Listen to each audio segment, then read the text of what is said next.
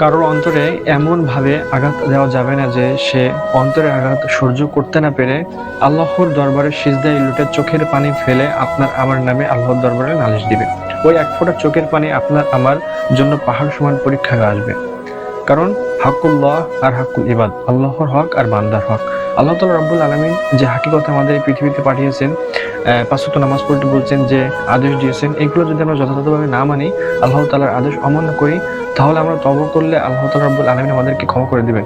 কিন্তু বান্দার হক নষ্ট করলে, বান্দার আঘাত দিলে, আঘাত দিয়ে কথা বললে, বান্দা যতক্ষণ পর্যন্ত ক্ষমা না করবেন, আল্লাহ তাআলা রাব্বুল আলামিন আমাদেরকে ক্ষমা করবেন না। তাই আমাদেরকে বিবেক বিবেচনা করে, সতর্কতা অবলম্বন করে, আল্লাহ তাআলা রাব্বুল আলামিনের ভয় করে মানুষকে আঘাত দেব এমন কোনো কাজ করা যাবে না। মানুষের কষ্ট পাবে এমন কোনো কাজ করা যাবে না।